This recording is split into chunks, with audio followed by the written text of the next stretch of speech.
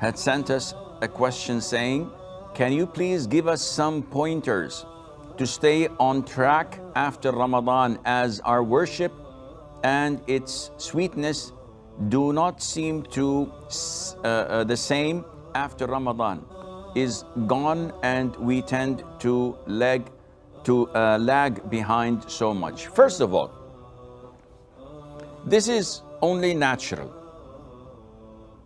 that a Muslim has a peak and has a rock bottom.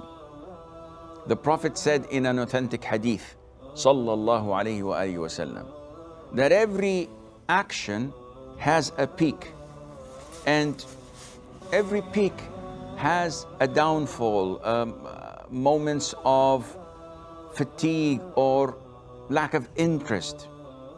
The Prophet said, alayhi wasallam, commented afterwards, whoever his fatra, his period of being tired or lacking of interest, is towards my sunnah, he's guided. And whoever goes other than my sunnah is gone astray and he's doomed. What does this mean?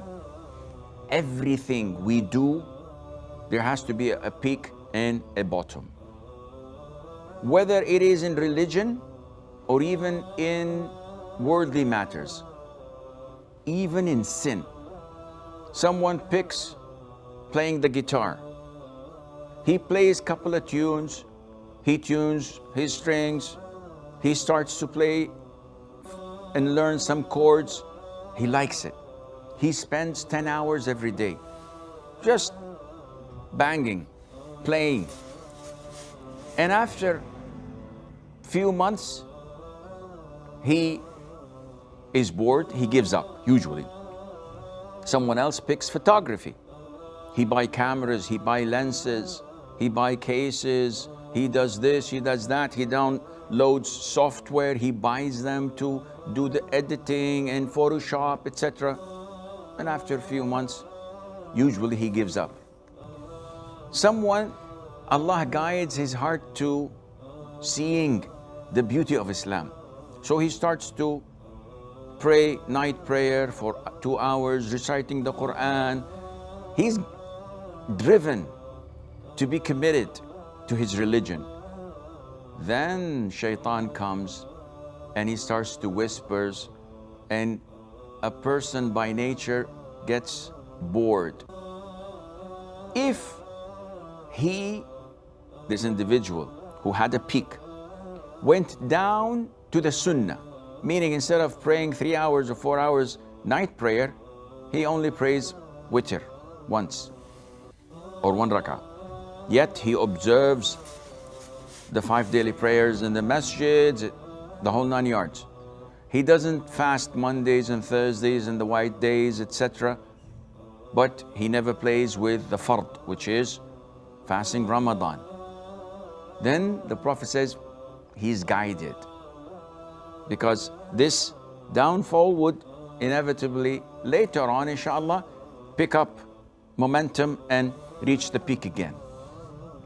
But those who totally give up, so instead of praying 3-4 hours night prayer, he doesn't even wake up for Fajr. This person is doomed. So what you, Amatullah, are feeling, we all share this. We all have this in us. Why? Because Ramadan is a blessed month. Ramadan, everyone around you is striving to worship Allah Azza wa Jal to the best of their ability. Everybody's fasting. The majority of Muslims are praying Taraweeh in the masjid. The vast majority of Muslims are opening the Quran and reciting between adhan and iqamah. And some stay in the masjid till the following salat.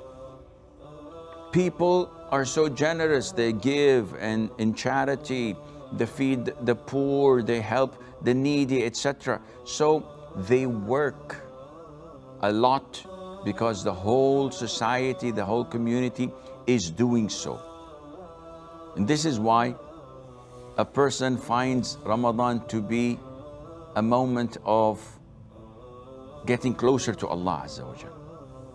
Now, after Ramadan is over, we have a problem.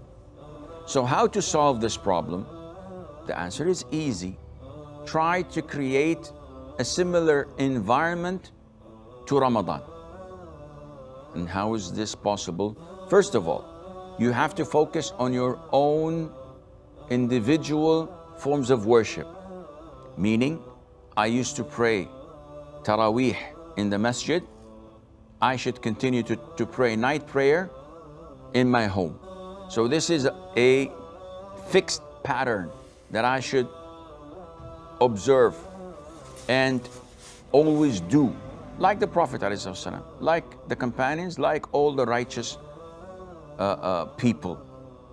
So I have a portion of the night I have to pray, whether it's 5 minutes, half an hour, couple of hours. This depends on the strength of Iman, during which you recite at least one juz of the Quran, because one juz of the Quran means that you finish the Quran once a month, and this is the minimum expected from you as a believer. You fast Mondays and Thursdays, so these are 8 days a month.